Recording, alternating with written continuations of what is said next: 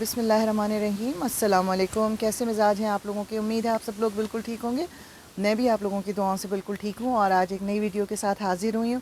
آج کا topic Canada کے حوالے سے سوچا تو میں نے یہ تھا کہ پہلے میں کینیڈا کے تمام صوبوں کے بارے میں آپ کو بتاؤں گی، جتنے پروونس ہیں، کون کون سے مشہور شہر ہیں، تاکہ جب بھی آپ کینیڈا کے لیے چاہے وزٹ ویزا ہو، چاہے ورک پرمٹ ہو، چاہے اسٹوڈنٹ ویزا ہو، تو تھوڑا سا آپ کو نو ہاؤ ہو کہ کون سی جگہ جو ہے وہ مناسب ہے، کس طرح آپ سلیکشن کریں گے، کون سے مشہور شہر ہیں، کون سے بڑے شہر ہیں.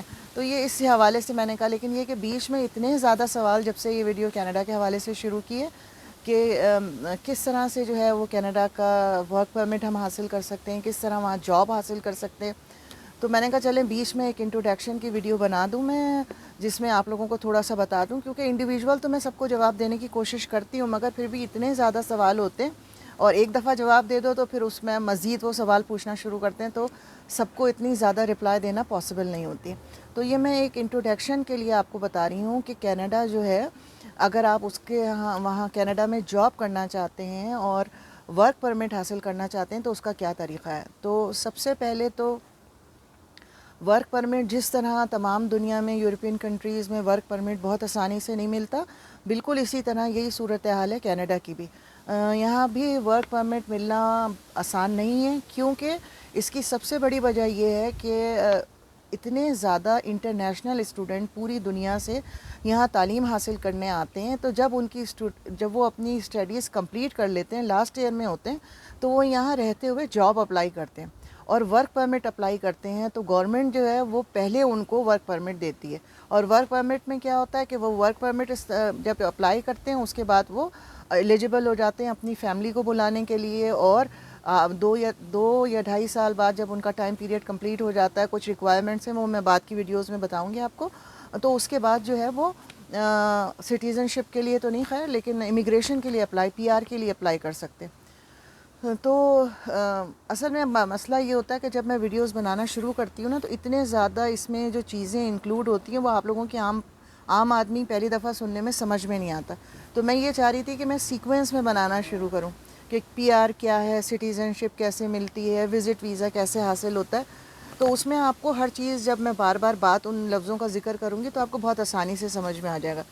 تو خیر ان شارٹ یہ کہ آپ کو جو میں بتانے کی آج کوشش کر رہی ہوں کہ ورک پرمٹ جو ہے وہ بہت آسان نہیں ہے، اور خصوصاً بدقسمتی سے ہم کہہ سکتے ہیں، انفارچونیٹ ہے یہ بات کہ پاکستانی پاسپورٹ پر پاکستانیوں کے لیے ورک پرمٹ تقریباً ناممکن ہے، انلیس انٹل کہ وہ یہاں پر اسٹوڈنٹ ویزے پر آئیں اور پھر ورک پرمٹ حاصل کریں.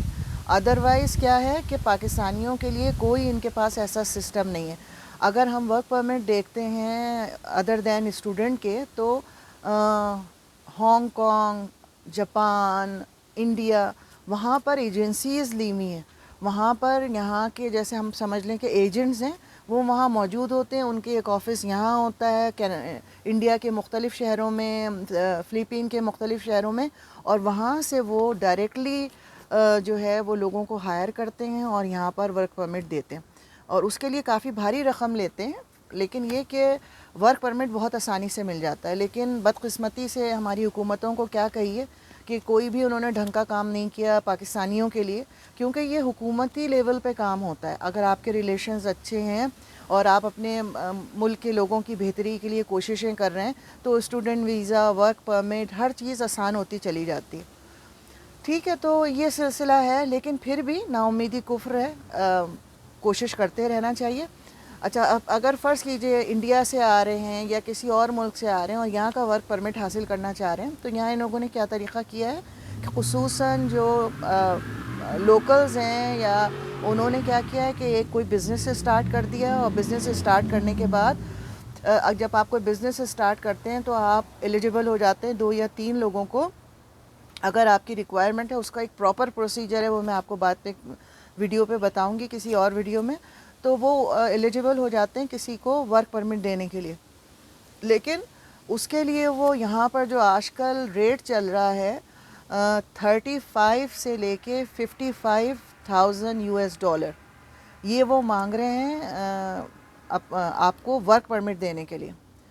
تو بہت بڑی رقم ہے اور دینا بہت آسان نہیں ہوتی.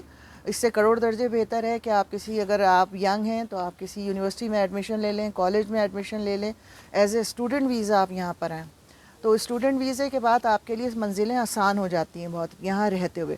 ٹھیک ہے، تو اگر ہم بیسکلی چیک، یہ تو میں نے آپ کو ایک چھوٹا سا انٹروڈکشن دیا ہے کہ کس طرح ورک پرمٹ یہاں پر مل رہا ہے، اور پاکستانیوں کے لیے جو اپورچونیٹیز بہت کم ہیں.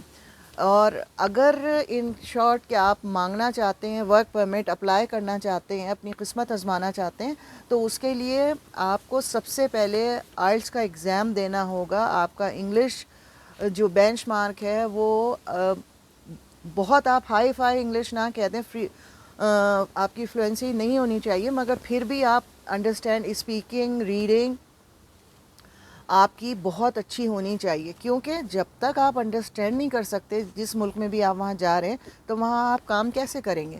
تو ان کی یہ لازمی شرط ہے کہ آپ کی انگلش جو ہے وہ بہت اچھی ہونی چاہیے. ٹھیک ہے، تو یہ تو ایک ہو گیا ان کی انگلش کا. اچھا، اب ہم جب یہ دیکھتے ہیں کہ آج کل کون کون سے ویزے ورک پرمٹ جو ہے وہ گورنمنٹ ایشو کر رہی ہے، تو اس کی جو ہے آپ کو میں انٹروڈکشن دے رہی ہوں. سب سے پہلے تو ٹیمپریری ورک پرمٹس ہیں. تو سیزنل ورک پرمٹس ہوتے ہیں اور ٹیمپریری ہوتے ہیں. ٹیمپریری 4 مہینے سے لے کر 2 سال تک کے ٹیمپریری ویزے ہوتے ہیں کسی فیلڈ میں.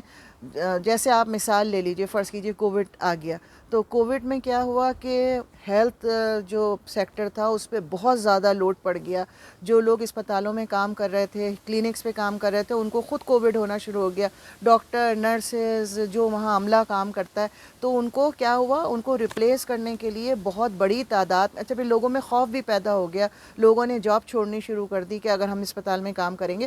تو اس سلسلے میں، اس اسپیشل صورتحال میں انہوں نے کیا کیا، وہ ایک special temporary work permit announce کیا کہ ان کو یہ اس مارکیٹ کو فل کرنے کے لیے، لیبر مارکیٹ کو انٹرنیشنل لوگ چاہیے تھے. تو اس طرح سے یہ وقتاً فوقتاً مختلف ضروریات کو دیکھتے ہوئے ٹیمپریری ورکرز جو ہیں ان کو ہائر کرتے ہیں. اس کے علاوہ open work permit for Ukrainian nationals. تو یوکرین میں جو جنگ چل رہی ہے آپ کو پتہ ہے، تو اس کے لیے کینیڈا نے، اگر وہاں کے نیشنل ہیں تو اوپن ورک پرمٹ اناؤنس کیا ہوا ہے، وہ اپلائی کر سکتے ہیں. کیئر گیور، بچوں کی دیکھ بھال کے لیے، جیسے ہم پاکستان میں تو اس کو آیا کہتے ہیں، یا آپ گورنرز کہہ دیں کہ جی گھر میں جو ہیں وہ آپ ایک آیا رکھتے ہیں جو کہ آپ کے بچوں کی دیکھ بھال کرتی ہے، ان کا ہوم ورک کرواتی ہے، اسکول لانا لے جانا، ان کی ضروریات کا خیال. یا پھر اگر کوئی بیمار ہے تو اس کی دیکھ بھال کے لیے، اگر ہم جیسے نرس، پاکستان میں تو بہت آسانی سے نرس ہائر ہو جاتی ہے، یہاں کیئر گیور کہلاتے ہیں. ٹھیک ہے، تو وہ کیئر گیور کا ویزا یہ ورک پرمٹ دے رہے ہیں. چوتھا جو ہے ان کا انٹرنیشنل ایکسپیرینس. اگر آپ کے پاس ہائیلی آپ کوالیفائڈ ہیں، انٹرنیشنل ایکسپیرینس بھی آپ کے پاس ہے، تو آپ کو ورک پرمٹ مل سکتا ہے. Over night camp councillors, agricultural workers. زراعت کے شعبے میں کچھ پروونس ایسے ہیں کہ جہاں پر دار و مدار وہاں کا ایگریکلچر، فارمنگ بڑی تعداد میں ہوتی ہے، ان کا بیسک سورس جو ہے وہ ایگریکلچر ہے.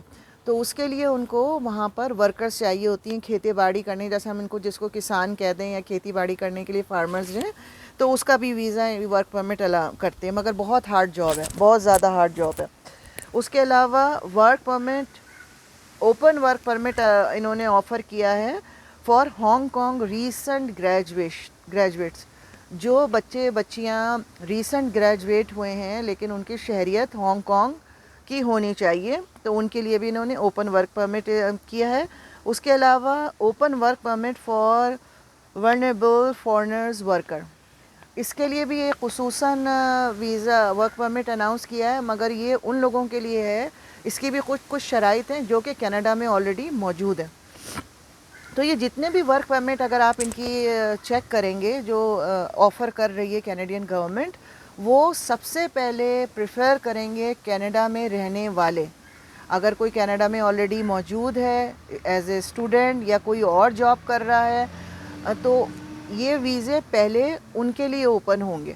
اگر وہ فل نہیں کر پاتے ہیں تو پھر وہ دوسرے ملکوں سے اپلیکیشن سبمٹ کرتے ہیں. اس کا ایک مکمل بہت لیندی پروسیس ہے، وہ انشاءاللہ میں آنے والی ویڈیوز میں بتاؤں گی۔ تو یہ ایک جرنل جو بار بار مجھ سے پوچھ رہے تھے کہ جی آپ بتائیے کہ ہمیں ورک پرمٹ دلوا دیں، ہماری مدد کر دیں، ہم کیسے ورک پرمٹ پہ آ سکتے ہیں کینیڈا، تو یہ ان کے لیے تھی۔